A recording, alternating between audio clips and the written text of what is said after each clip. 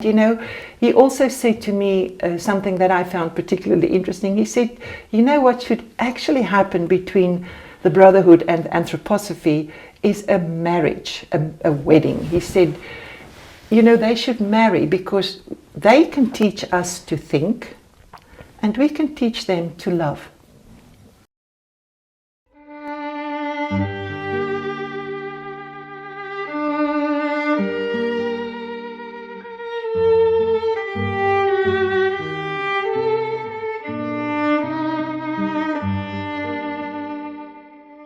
I'm here at the Goetheanum in Dornach, just outside Basel in Switzerland. This is both a cultural center and the headquarters of the Anthroposophical Society, founded by Rudolf Steiner. Soon I will interview a friend, Linda Thomas. She's a well-known author and speaker. Her work on transforming cleaning into an act of caring and self-development has been influential and translated into 7 languages. We'll discuss the teachings of Rudolf Steiner and of Omram Mikhail Ivanhoff. We will delve into anthroposophy and the insights she gained from personally meeting Omram on many occasions. I'll return at the very end to succinctly define the 2 schools, and then I shall go more deeply into their respective philosophies and schools, contrasting them and exploring the many parallels. In sum, both teachings emphasize integrating spirituality with everyday life and infusing every moment with spiritual awareness. But let's first head to Linda's home and hear her insights and transformative stories. So welcome to this additional episode. I'm here at the beautiful home of Linda Thomas, who has already done a wonderful presentation on cleaning with meaning, and you can find it in the description below. By the way, this is a good moment to remind you to subscribe, like, share and comment on this video. Thank you. Thank you very much for making time available. You are in packing mode on your way back to South Africa. Yeah. That's where you are originally from, is that correct? Yes. Can you tell us a little bit about yourself? Well, I was born in South Africa really in the countryside. I mean, the place that I was born of, you very rarely find on the map in South Africa, very small. And when I was 14, we moved to Johannesburg, which was a total cultural shock. And I lived in South Africa until I was 23, because when I was 21, I met my future husband, who then brought me to Switzerland, originally just for 1 year, but I'm still here 47 years. And now I'm really looking forward to going back to South Africa, and I hope I'll have another 23 years there. Or more. Yes, but at least 23. At least 23. Balance everything out. And have you already planned your return, what you will be doing? Well, we've bought a house with a big garden. So first of all, we're going to really work on our garden. And we also would like to make part of our garden available for social farming. So for people who would like to plant their own vegetables but who do not have land, we will put that piece of land, which is quite big, at their disposal, and the only condition will be that they will participate in a course on biodynamic composting, because that to me is very important, that we include this biodynamic aspect of looking after the land when we work on our place in our small farm in South Africa.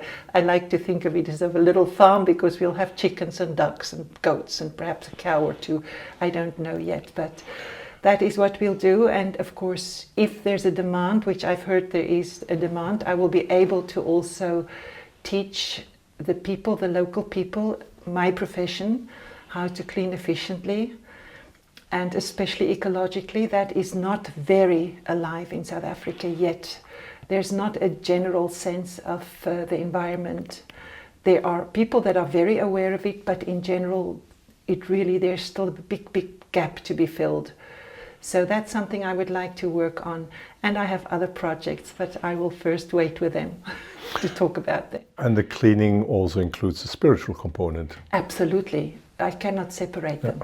That's too much part of my being. Yeah. So for anyone interested in more, there's a video down. Link is down below. I think it's a small farm compared to South African standards, but a humongous farm compared to Swiss standards, probably. Well, not as far as a farm goes. You know, it's 600 square meters. I mean, 6,000 square meters. That's not small. That's not small for right. South Africa, and you know, for a place in town, that's very big.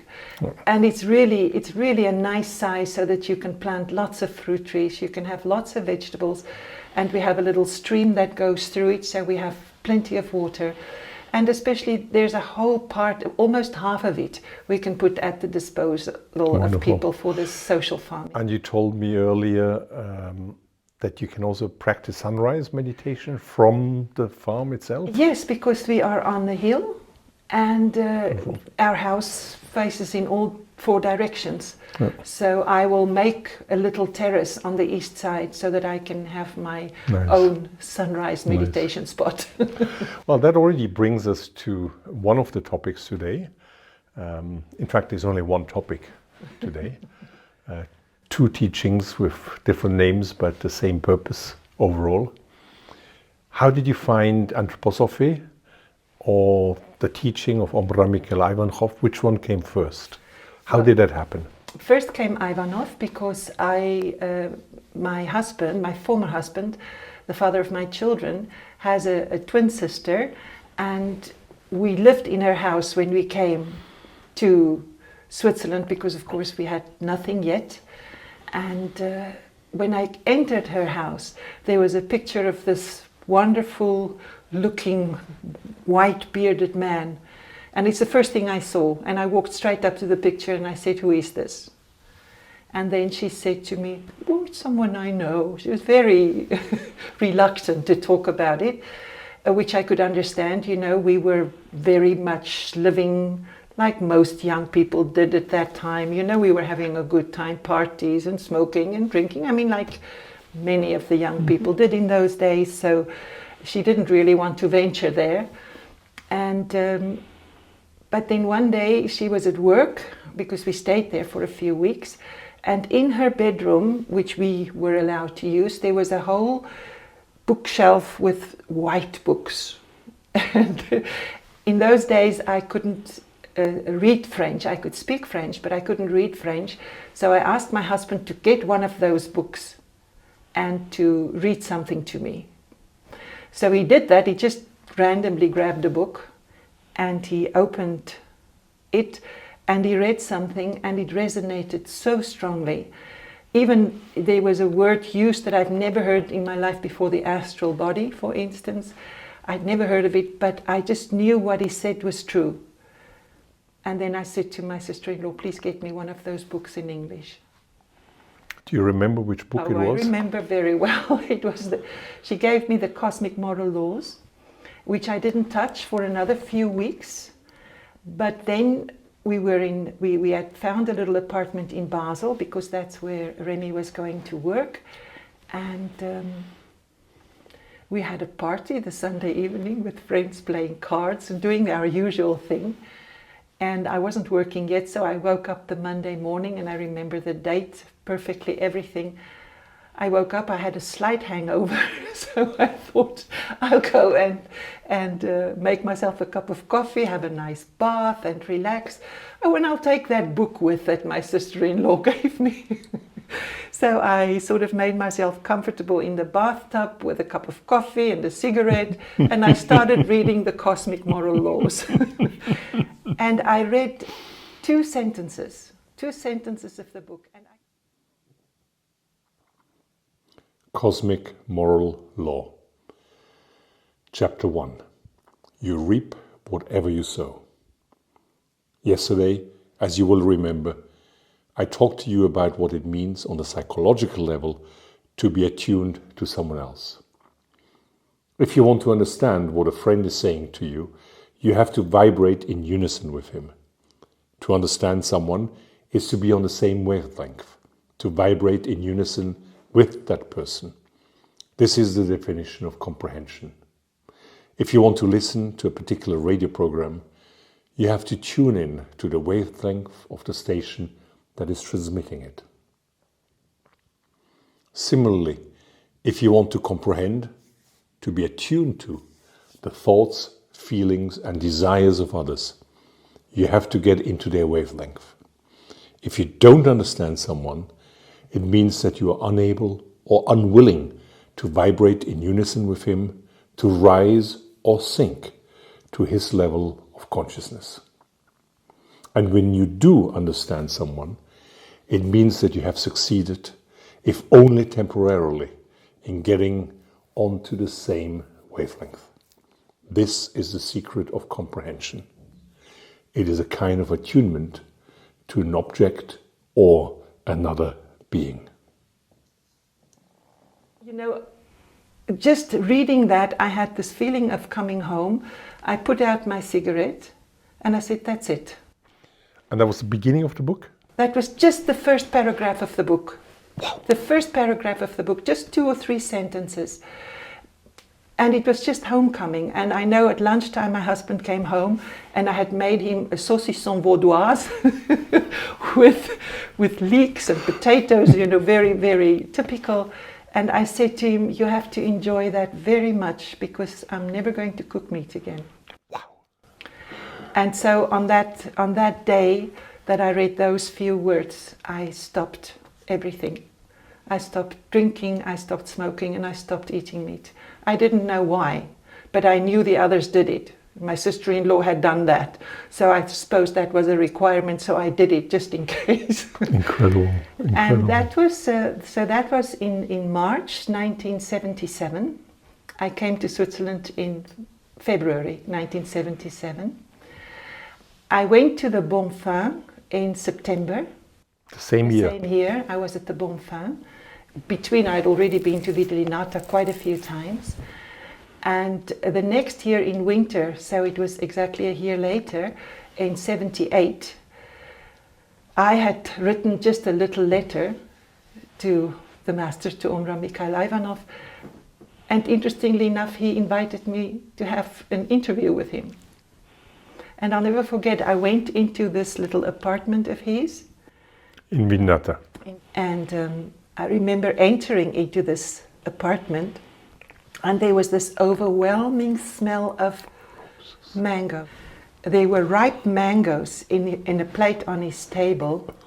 So I entered into his space and I smelled Africa. I grew up with mangoes. That was so amazing. And interestingly enough, we spoke about different things and then he said to me, where do you live? And I said, I live in Basel. And he said, how far away do you live from the place where Rudolf Steiner worked? And I said, I think about 12 kilometers.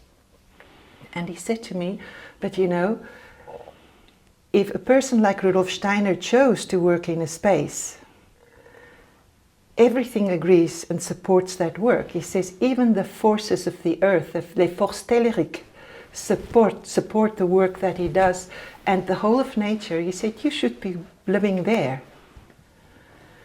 And you know, this was of course a very difficult situation because I couldn't just tell Remy, I want to move to Dornach now or to Arlesheim or wherever. That wouldn't have worked. But he said to me, yes, that's what you should do. Did you already know anthroposophy by then? Not at all, not at all. Have you heard of Rudolf Steiner by then? I had not. So it was the master who mentioned Rudolf Steiner first. That's right. Interesting. The thing is, the only thing that I knew is I saw the Goethe Arnhem, because that's something, you know, it's a landmark. And that I'd seen, and I was told, you know, that is the center of anthroposophy, but you know, it was in here and out there because I had nothing to relate to.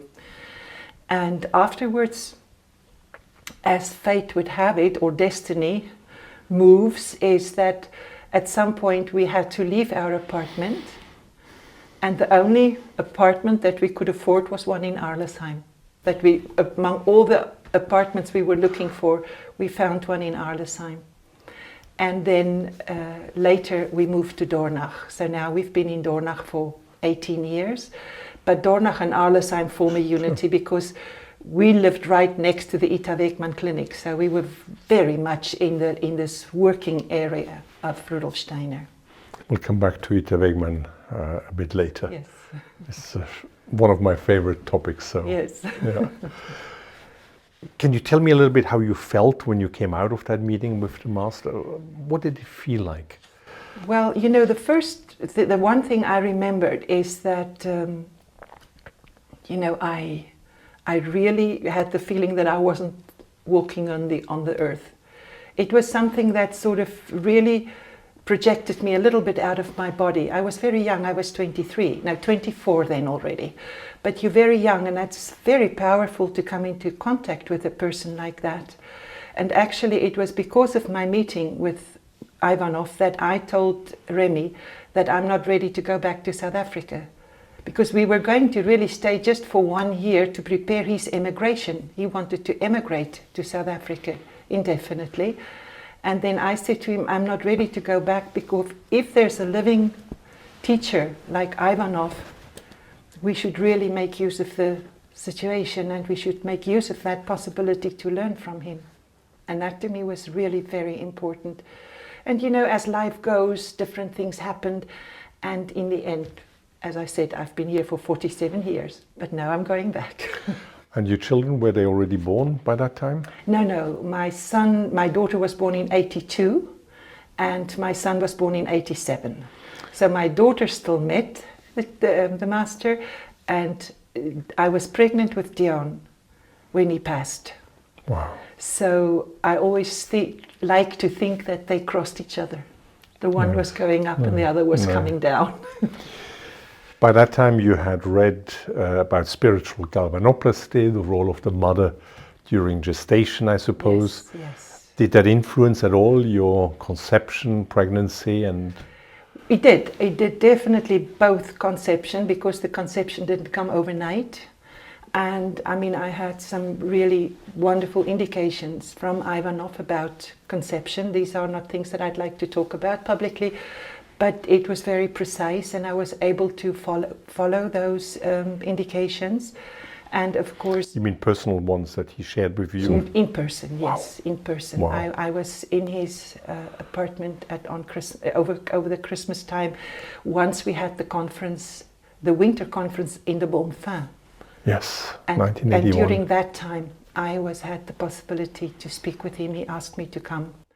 And I was very fortunate, you know. I asked twice to see him, and he asked me 3 times to see him. So I saw him 5 times. And I didn't ask for the other times. I just asked twice.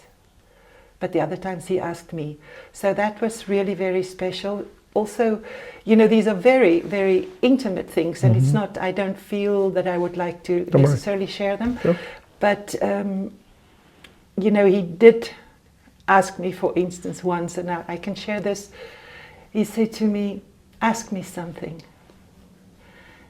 And I said to him, well, you know, I don't have anything to ask because you give us so much. And then he asked a second time, and I said, I really don't know what to ask you, because, you know, you really give us whatever we need, basically. And then he asked me a third time, ask me something. And then I said to him, I'm pregnant. He said, I can see that. And then he asked me about my pregnancy and about the work that I was doing, and there he also said certain things.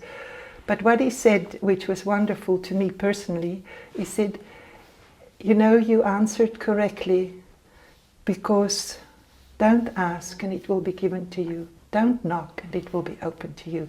He repeated that. So to me that was wonderful. Did he repeat all the 3 things? Don't seek and you shall find. Don't ask and it shall be given. Don't knock and the door shall be opened. Oh. Yes, so, you know, and that's something that really brought me onto my personal path of thy will be done. To be able to really live into this, this field of trust where somebody, I do my part, I always have to do my part, but there is the universe that's looking after me. That's something that was ingrained from that moment on, so that was very precious. And one thing that I still would like to say, because this is to me, this coming full circle, I told you, my first meeting, I smelled the mangoes.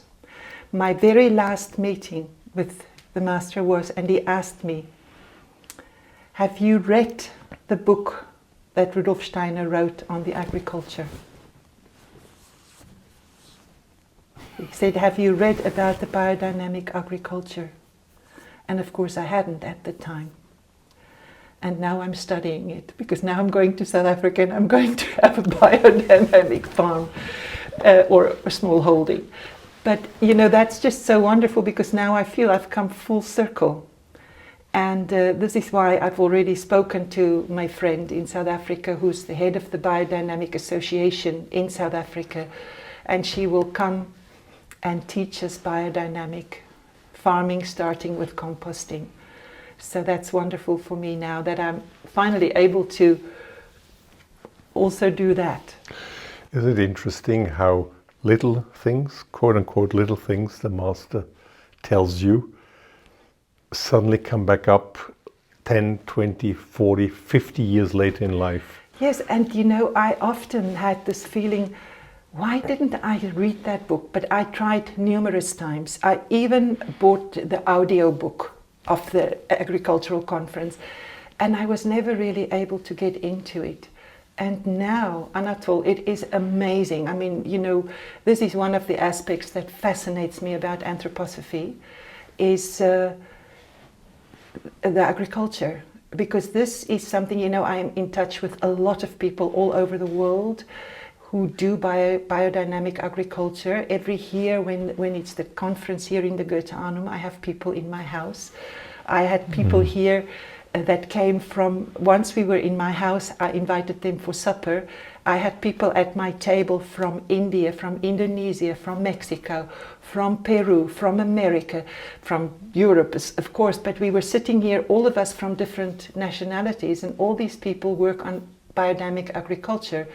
And it's actually people that now bring my work together with the biodynamic agriculture, because to also teach these small farmers that are now learning to grow vegetables and crops, it's sugarcane and whatever, in this way, they also need to find out about cleaning ecologically, because these aren't anthroposophists, these are farmers that just want to know how they can develop their land in a better way.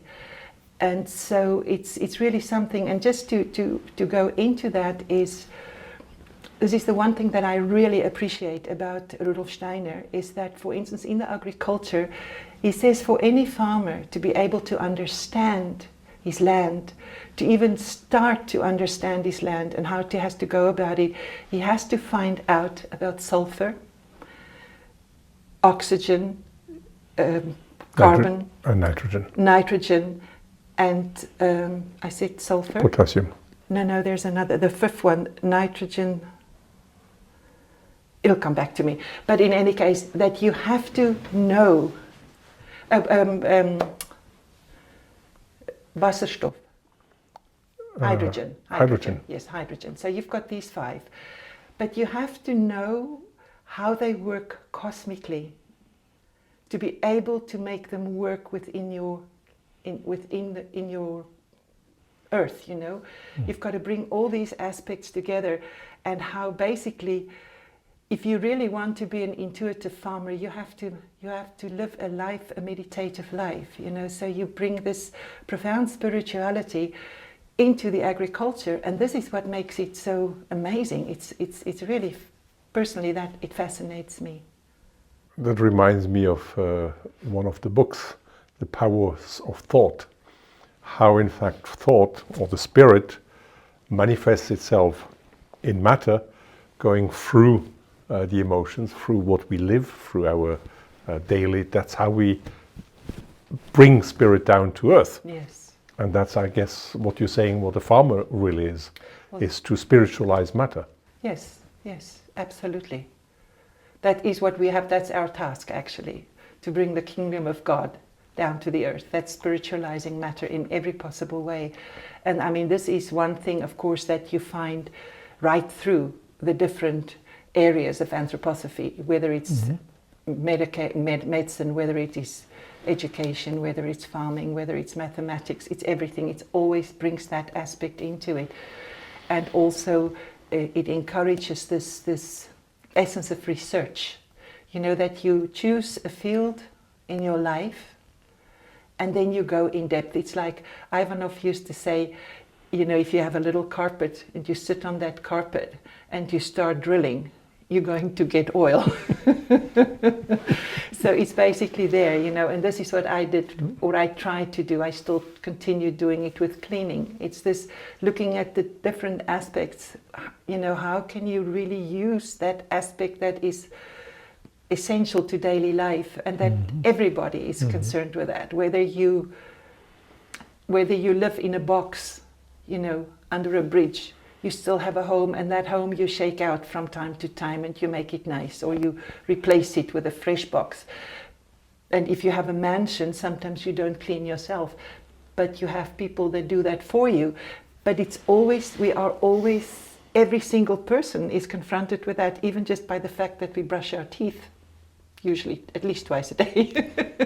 we have this, so you go into that and you try to see, what can I learn about the elemental beings when it comes to cleaning? What can I learn about the elements? What can I learn about the different forms of matter? You know, how do you treat wool? How do you treat silk? How do you go about cotton?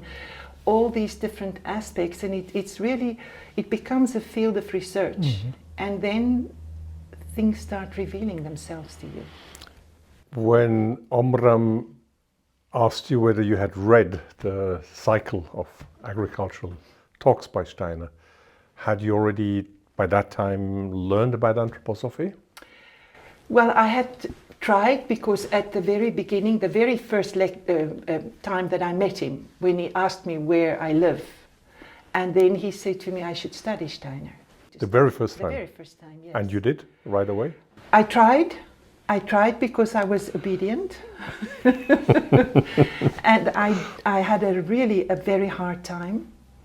And what I used to do then is I would take a lecture by Ivanov, like for instance on the Lord's Prayer, and then I would take a lecture by Steiner on the Lord's Prayer and read them together.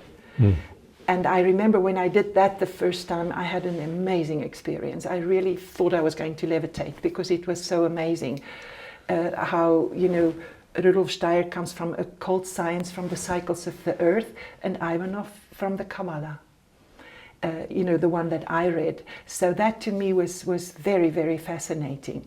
And so that's how I tried, but I never really managed to get into a book.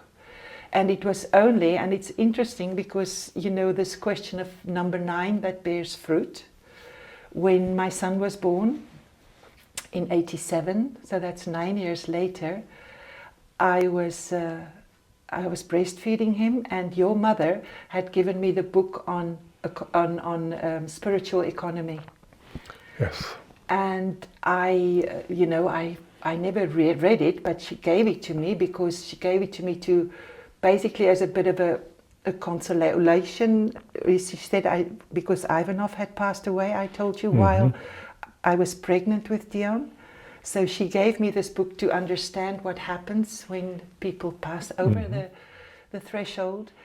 And so I had this book, and he was a very slow drinker, very gemütliche drinker, my son.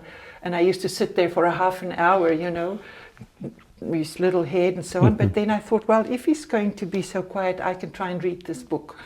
So I got this book on spiritual economy. And then it was like a door that opened. I really, and it was the first time I read Steiner in German. And immediately I thought, why didn't I ever try to read him in German before? So much easier than the translations. But, you know, people always say, oh, Steiner is so complicated, you know, and then I thought, well, if he's complicated, then I'd better read him in English. But then when I read the German, I mean, it was just there. It was just there. And from that moment on, I started studying anthroposophy. So it took me 9 years of effort.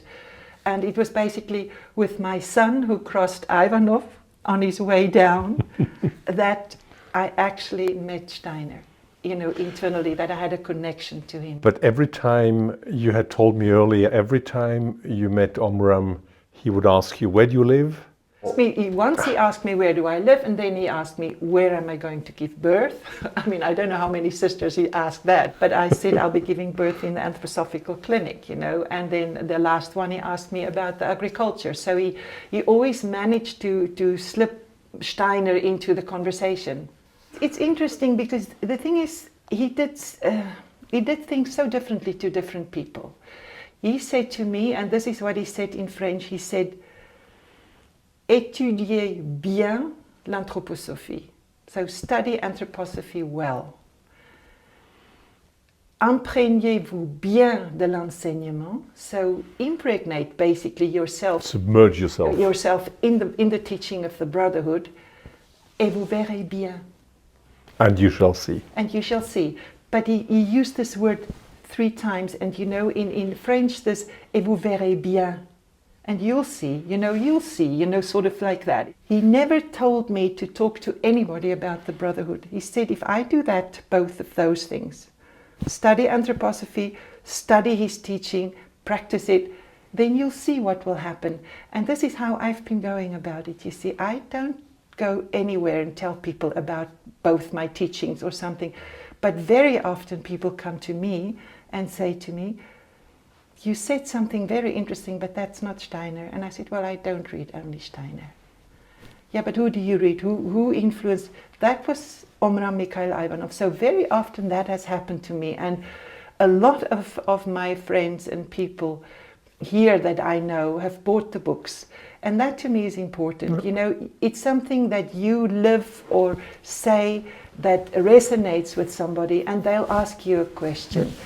Because Rudolf Steiner had this, don't answer unless a question is asked. Don't offer information unless a question is asked. So I sort of try to go according to that, and that's my approach. So somebody once said to me, an elderly lady, after I gave a public lecture, she came to me and she said to me, you know, Mrs. Thomas, are you aware that there is somebody that is with you that really supports you in your work? You know? And? I said, yes, I do believe that. But she said, you know, there was a presence that was so strong, I could almost see it. You know, we've all experienced that we really inspired for a moment. You know, I mean, when you speak publicly, sometimes you're confronted with a question. I mean, once a person asked me a question, and immediately I said, you know, I said, I can't answer this question. I can't answer this question. And then she thought I didn't understand the question, because I said, please help me, because I can't answer this question. And then it was this, you know, as if she thought that I didn't understand her. So she repeated the question. And once she repeated the question, the answer was there. And it was an amazing answer, but it was not my answer. That was a gift. Care to tell the anecdote in full? Well, you see, it was a conference that I worked with young mothers, and there was this young mother who was absolutely overwhelmed. She had 3 little children. They lived in a poor area of Zurich because she was living at home with the 3 children. Her husband was still studying, so they could only afford a very reasonable apartment, and so the surroundings were difficult that she lived in. But she was very, you know, she really tried to live according to her convictions, and she believed in sharing, and she wanted her children to share. And but the children are so small, they don't know that yet. You can't expect a child to share their toys with kids they don't know, and perhaps they don't like, because with them everything is so natural. So she believed in keeping an open door, and that her children should have that attitude. And it actually was so overwhelming for the children that she said to me herself that she was being too hard on her children. you know. So, and she was being too hard on herself. So she said to me, you know, why can't I manage it? Why can't I manage? I said, you know, manage what? She said, I have to do this, I have to do that. I said, but says who? Who says that? And she says, but that's what we learn, that we have to do this and we have to do that, you know, principles, that we should be good, we should be kind, we should share. And I said, but who says that? Who says that? And then she says, but if I work with this ideal of Christ in me, you know, the St. Paul saying, not me, but Christ in me, then I should be able to manage it. And that's when I thought, how do you answer that? How can I answer that if that's her striving? But the thing is, we often as human beings strive for something, but we're not there yet. You know, we could be here. It's like, you know, the image that Ivanov gave us with the snake. Mm-hmm.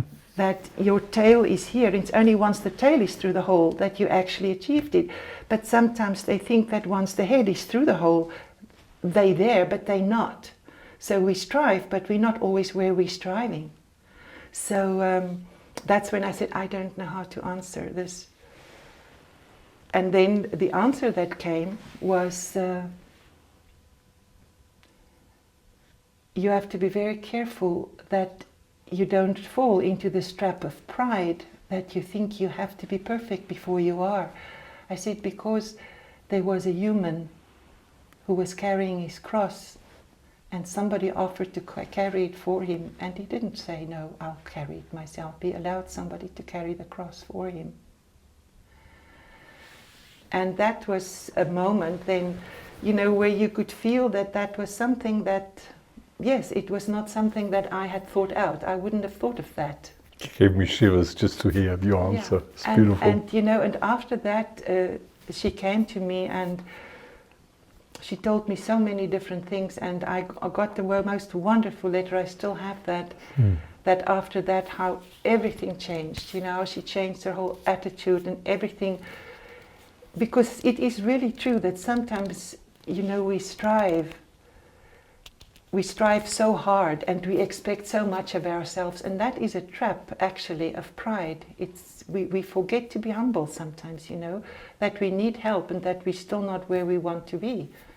I mean, we pass over the threshold, and at least we know we have some more incarnations to work on this subject, because we recognize our weaknesses. I mean, I know my weaknesses, but it's painful, you know, that when you move and you've got everything in suitcases and you look for this and you look for that, and all of a sudden you explode and you're impatient when you think, I've been working so hard on my patience and I get nowhere. It's not true. You know, 80% of the time I manage, but sometimes I don't. And I think that's the one thing. It's like Snoopy, you know. Mm-hmm. He was sitting with Peanuts. They were sitting on the lake looking at a beautiful sunrise or sunset, whatever. I believe it was a sunrise. And the one said, one of these days we'll all die. And the other one said, and all of the other days we won't. So I think that's the one thing. We should always think of the times we manage without forgetting the times we don't manage. Yep. Beautiful. So let me come back to meeting Omram. So if I got it right, it was Omram who really pushed you every time in one way or another to go to anthroposophy. He did. He always reminded me of it. And, you know, he also said to me something that I found particularly interesting. He said, you know, what should actually happen between the Brotherhood and anthroposophy is a marriage, a wedding. He said, you know, they should marry because they can teach us to think and we can teach them to love. It's just something he said to me. I don't think he said that to anybody else, but he said that to me.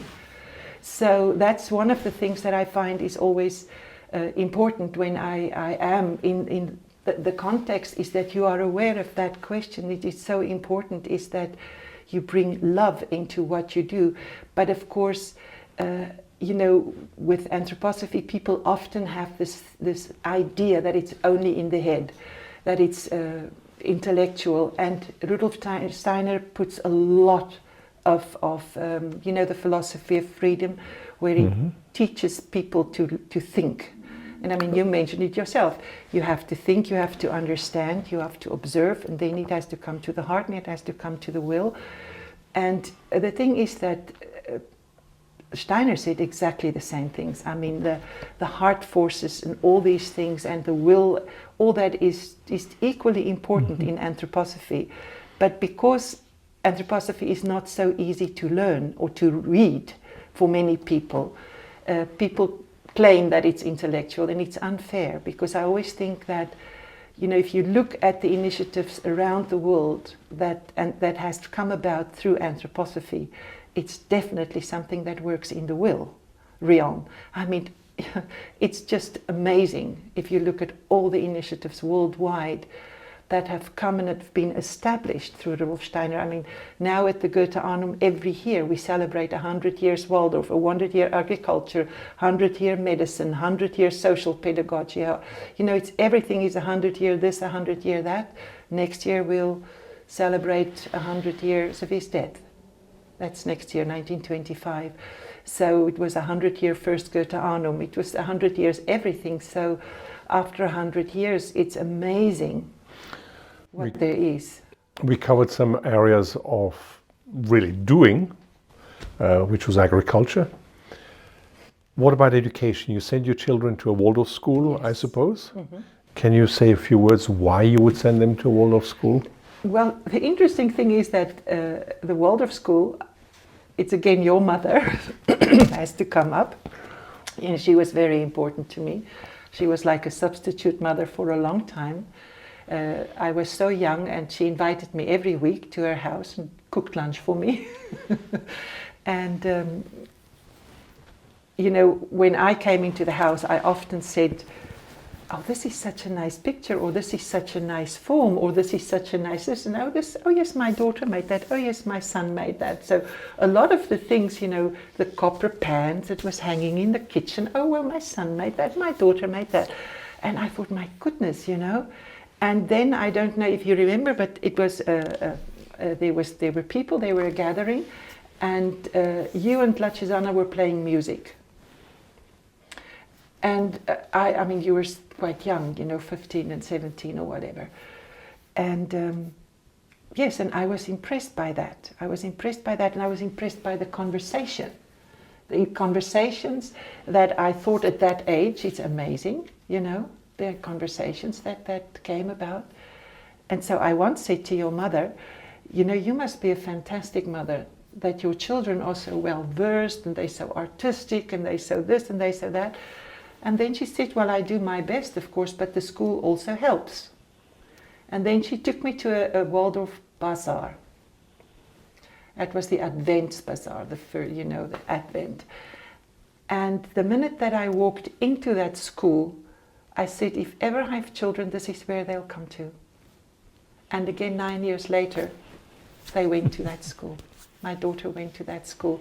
I had no idea about Waldorf education.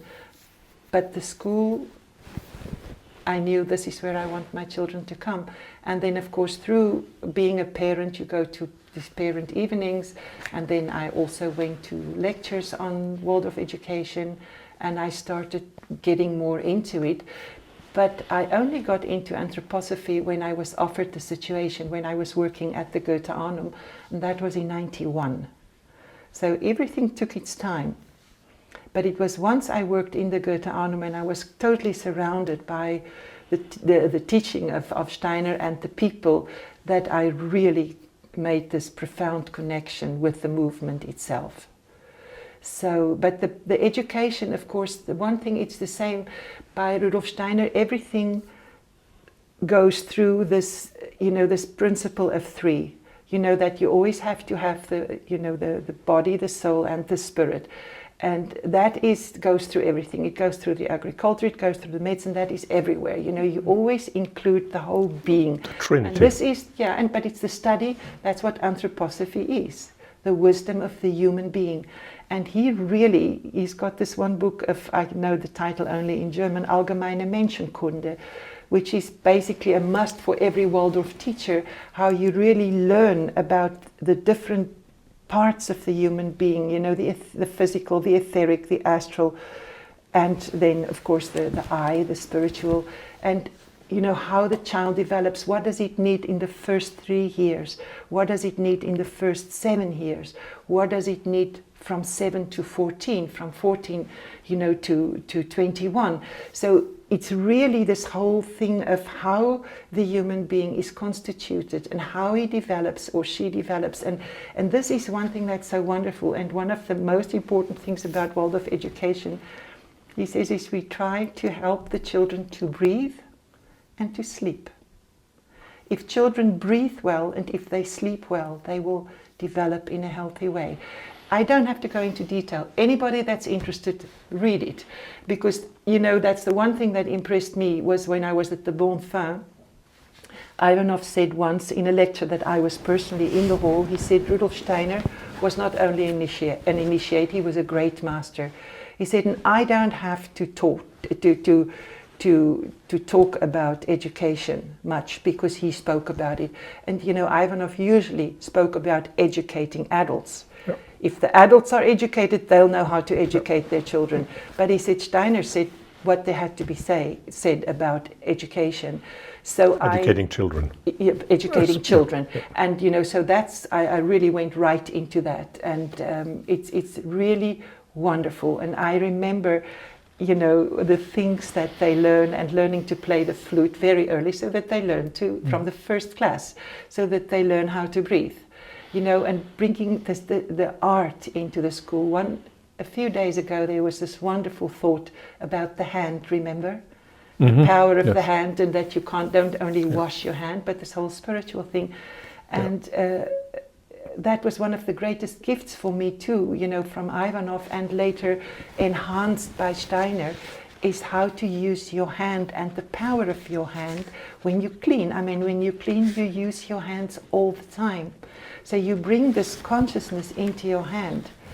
And, you know, then of course, Rudolf Steiner talks a lot about this in education, because you know, the children, the boys and the girls, learn to knit and to sew and everything, and they all do art, they do metal, they do wood, they do sculpting, they work art. It's very important, you know, this. And I don't know if you remember the Fingerspiele, you know, all these little games that you play with your fingers to also have this dexterity in the fingers, because the fingers are linked to all the different, to the cosmos. And in the way that you move your fingers, you build the health of your physical body, and you create this wonderful connection between the other parts of your being. And this is so profound, you see, and not everybody perhaps has that kind of inquiring mind, but I do have it. I'm not a vastly intellectual person, but I am very, very curious and interested. So to me, it's really fascinating to see these little relationships, I mean, which are fundamental. They are fundamental for our own development and for our own growth. And if we practice these, I mean, these simple exercises, you know, or, you know, washing your hands also, even with the Chinese medicine, you know, this is a very important part of remaining healthy, you know, having the warmth and just doing this. It's so, it stimulates the whole body. Actually, you do it for 2 minutes and your whole body gets warm. So it's just, I find I just find this so fascinating. I can see that. It shows. It's beautiful to listen to you. Yeah. So we've covered agriculture, education and arts in a certain way. Well, yes, the arts, of course, you have the different arts. You've got the eurythmy, which is the movement and making speech and music visible. And then they do a lot of sculpting and, you know, working with every conference. There's always discussion groups and there's artistic groups. You never have, basically very rarely have conferences where you don't have both, where you do something for the mind and where you do something with the art. So you always bring in the art, and with the art, of course, that's also the will that comes into the art and the feeling. So the painting, colors, the whole thing of colors, very important, and speech, very important, how to speak right. And yes, it's really, it's all there. And then of course there's mathematics and astronomy, and yes, the curative education, and then you've got the humanities, which is also... Curative education, could you elaborate what that means? Well, that is for people with special needs, and also they have got social pedagogy, which is for people, you know, with special needs, not intellectually, but today we have a lot of children and young people that suffer from trauma, especially also with refugees, but especially also children who suffer trauma in their own families, abuse or whatever. Children who have got learning difficulties because they were never stimulated at home or they experienced violence.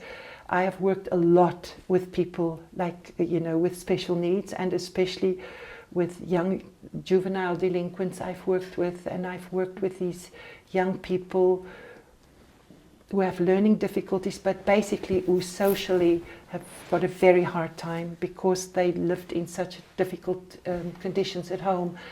And there also, it's really wonderful, and there the arts come in very, very strongly, and manual labor. So usually with these big centers for curative education or social therapy, there's a farm included, so that the people can also go and work physically, which is really important to help them to create this balance.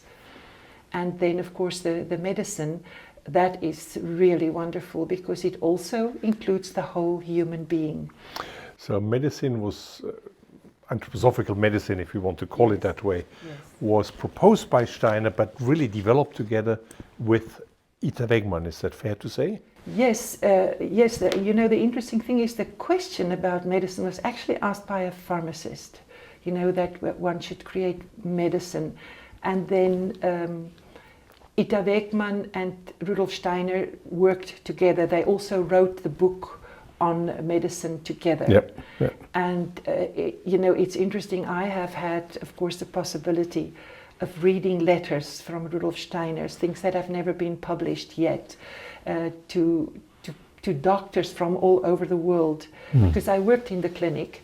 And but you were also on the board of yes, the Wegman for many years. For no, not so many years. From 2012 to 2014 to 2017. Okay. And then I was retired, so it wasn't so long. It seems long, but it wasn't.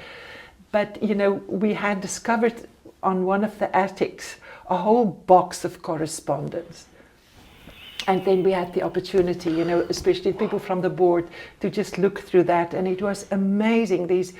These letters that were written from people all over the world asking medical questions, and the advice that Rudolf Steiner gave, and also Ita Wegman. It is really quite fascinating. What is unique about anthroposophical medicine? Well, first of all, it's because when you do anthroposophical medicine, you always get the best of both worlds, because you cannot become an anthroposophical doctor without being an ordinary doctor. You've got to go through medical school. You go through your 7 years of medical school, you do your hospital time and all things like that, and then you learn anthroposophical medicine on top of that. So basically, you know, you get the coffee, but you also get the cream on top. And that is the thing that, you know, that you work, I mean, it's like homeopathy or phytotherapy. It's just that you work with different products, not just, you don't work with these chemical substances, suppressive medicine. But it's basically that whenever you work with anthroposophical medicine, you always work on strengthening the healing forces. You don't always just concentrate on the sickness, but on the healing forces, because that's what you have to strengthen, is always the healing forces. And I mean, during this whole time of COVID, for instance, they weren't suppressing anything, they were strengthening the healing forces. And this is always that, you know, they have different, you know, how different organs are linked to each other, how the organs are influenced by different planets. And, you know, anthroposophical medicine is really very interesting.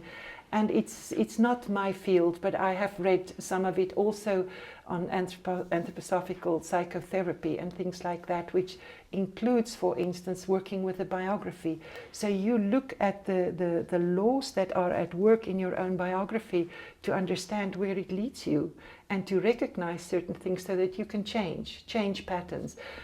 And one of the first lectures that I heard, for instance, by it was, interestingly enough, he's a priest, and a priest from the Christian community, and he gave a lecture to the cancer patients in the Lucas Clinic, where at the time I was responsible for the home economics. And he spoke he spoke to people about, who were basically all going through cancer. Some of them were in very late stages. But just this question that with an illness, you never ask why. It's the one question that stops healing, is when you ask why. You should never ask why. What is my disease teaching me? What does my illness try to tell me? Then you can start healing. But if you ask why, you're not accepting your destiny. And if you don't accept your destiny, you can't progress. So a little thought like that, if you look at the healing impact, to me, this is just something that I heard in a lecture, but that opened my whole horizon, to anthroposophical medicine. And when I think that we were in a clinic where people came that weren't all anthroposophists, people came because the oncology treatment in anthroposophical medicine is really worldwide known. And people used to come to our clinic and be treated there. And one of the aspects of that clinic, which was very interesting, is that the patients only ate breakfast in their rooms, but they were encouraged to eat their main meals, lunch meal and the supper, at the table in a dining room. And we had this beautiful dining room with tables with white linen tablecloths, with white crockery and with silver cutlery. And they were served by my cleaning ladies who changed their attire, especially to serve the patients over lunchtime and supper. And we always started the meal with a verse, so with a prayer, always. And that was to me a wonderful part of my work, because when everybody was seated, I would stand up and I would speak the verse and wish people a healthy appetite. And there was one condition, that you were not allowed to talk about your illness at table. You could talk about it when you were walking, when you were anywhere else socially, but never at the table. You were only allowed to talk about positive things at the table. Lucas Clinic and Ita Wegman Clinic, they merged, haven't they? They merged. They merged in 2014. They've become now it's called the Clinic Arlesheim. Arlesheim. That was the very first title that it had. There's still a hat of the chauffeur that used to drive Ita Wegman around, and there it's still Clinic Arlesheim, and now we got it back to you Clinic came back Arlesheim. To it. Yes. Are there parallels between anthroposophical medicine and the way the master spoke about health and healing? And in the book Harmony and Health, for example, yes, he dwells into it. Can you elaborate a little bit on that? Well, the thing is that, of course, I've read it now also from, not just from a general point of view, but a lot I've gone into, from the medical point of view, because the books are available and the explanations are available. But this whole thing of living a harmonious life and things like that, that is, of course, in both teachings, that it's your way of living that's going to influence your health. It's the way that you think, that you feel. We all know, everybody knows basically today, that negative thoughts are not going to influence your health positively, and people who are always fearful of things are much more prone to things like that. And also, the general attitude that you have in your daily life, and the beauty that surrounds you in the home, the quality of the relationships in the home, you know, all that influences your health. And I mean, that Ivanov and Steiner spoke about in the same way. The other thing about Steiner is, of course, that he really went into this part of the organs and the relationship and, you know, the stars and everything like that. It's all included in that. So to me, that is a little bit, I more went to it in anthroposophical medicine from more the medical point of view. So that's sort of more on the surface now than I read Harmony a long time ago. I don't remember the specific details anymore. Neither do I, but Yeah. but still, I think on Ivanov, is it fair to say that it's places more emphasis, as you just said, on the way we live with exercises related to that?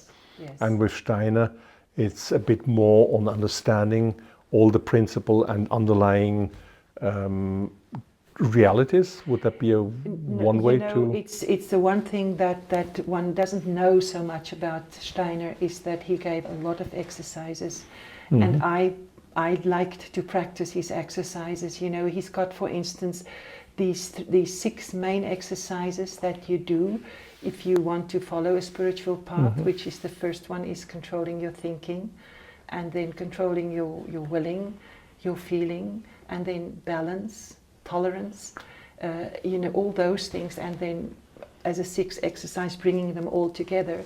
And what he, for instance, suggested is that when you do this practical, you know, learning to control your thinking, you become master of your thinking, so that, you know, you think, but not something thinks through me, you know, that you observe your thinking, actually, your thinking patterns.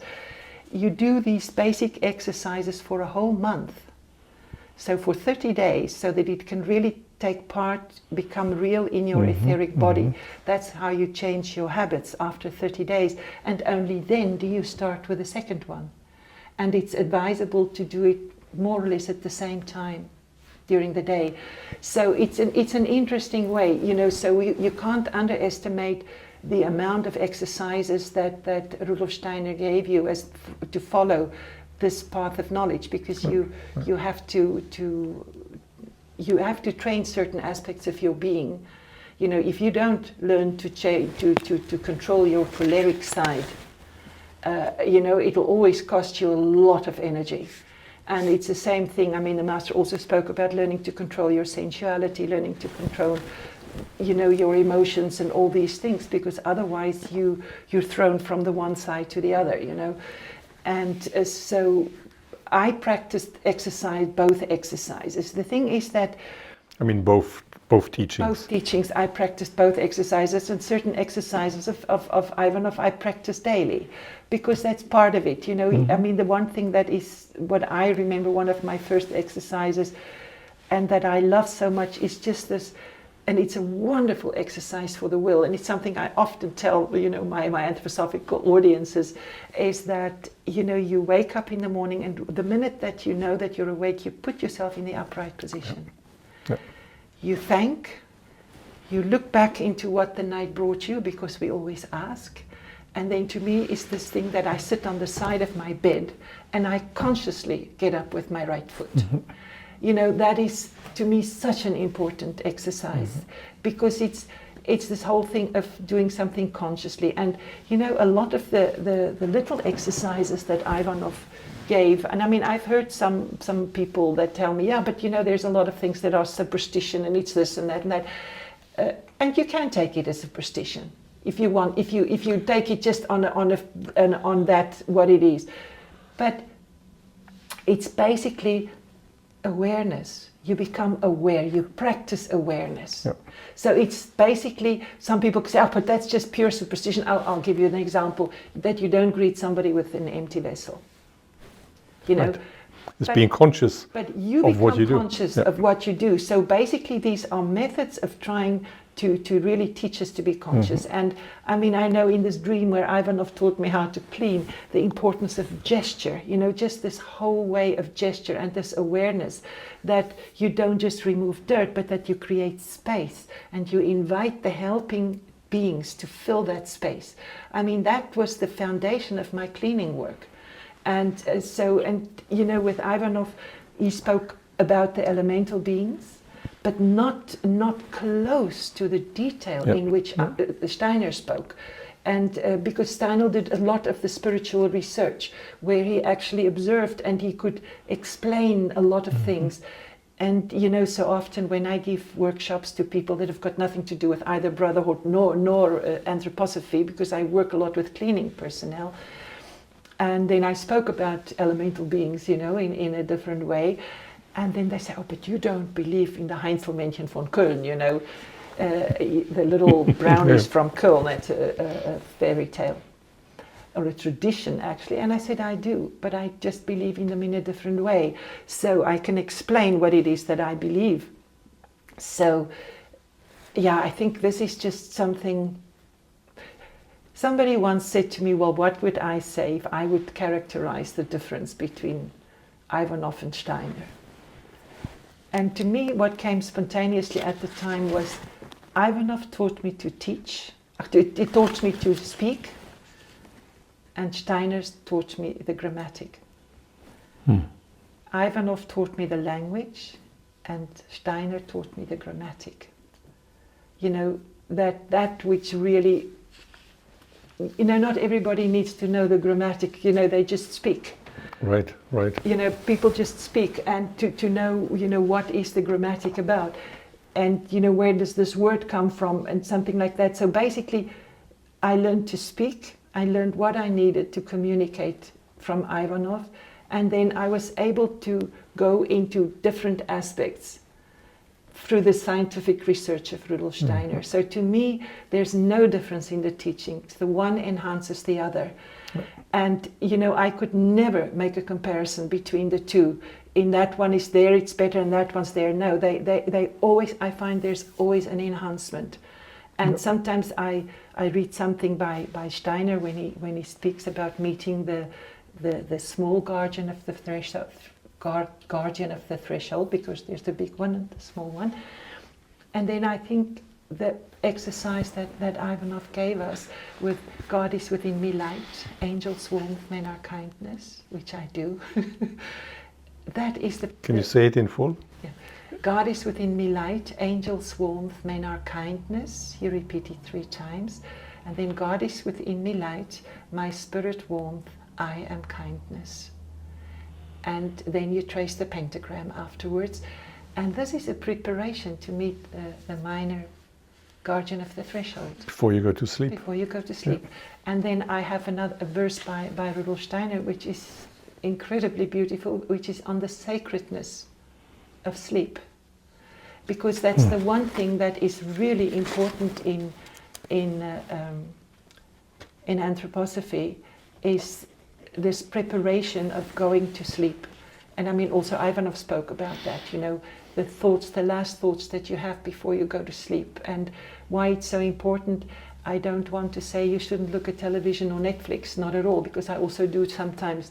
But if you do look at something on Netflix, it's really important that afterwards you change the image. You try to go to bed not on a krimi, you know, or something like that, but to go into your sleep with beautiful images. And so what I like to do as good night literature is I like to read fairy tales and legends and sagas, and you know, these things that are always there, that talks about different aspects. And like Grimm's fairy tales. Grimm's fairy tales, and also I like to read, you know, for instance, Celtic legends. You know, I like reading King Arthur, you know, and the Knights of the Round Table, you know, all kinds of things like that. All stories around the Grail are beautiful. I was going to say that Yes. used to be my evening lecture. Yes, no, The Grail, the story of the Grail. That's what I love to read. Parzival. Yes, that's what I love to read when I go to bed, because that puts you totally into a different sphere, you know, and these beautiful images that come then. That's what you need to go to sleep. I remember one young mother once said to me, oh, my baby, my young kid, you know, if he doesn't want to go to sleep, I just annoy him, or I provoke him so that he starts crying, and then he cries himself to sleep. And I said to her, can you remember how terrible it is when you cry yourself to sleep? how you wake up in the morning. How can you do that to your child? But you see, people are sometimes so helpless. They have no idea, they have nobody to guide them. And how do you prepare your child for sleep? That is so important. That was such an important aspect for me. You mentioned these 6 exercises. If my memory is correct, they are in the book Wie erlangt man Erkenntnisse höheren How Welten. to obtain knowledge of the higher worlds. Right. Yes. And there, in fact, is a major misunderstanding. Many people think, oh, Omram, the master, said we should not try and see in the invisible because it's through the lifestyle that this will come automatically. And in fact, that book is very much about the lifestyle. Yes. With exercises like the ones you just described. Exercises, with attitude, with practices, with all that, because, you know, it's just basically, we all had this faculty before. Clairvoyance was something that was there. And today you can obtain that clairvoyance, not to be able to predict the future for somebody, but you can obtain that it's basically developing also your intuition to grasp that which is from the spiritual, because you know that is what Rudolf Steiner said the aim of anthroposophy is. It's a path of knowledge that wants to bring the spirituality of man with the in harmony with the spirituality of the universe. Basically, that we come back to where we were before, you know, we got separated from the spiritual world. So these exercises are basically, it's dein Wille geschehen, you know, your will be done in heaven as it is done on earth.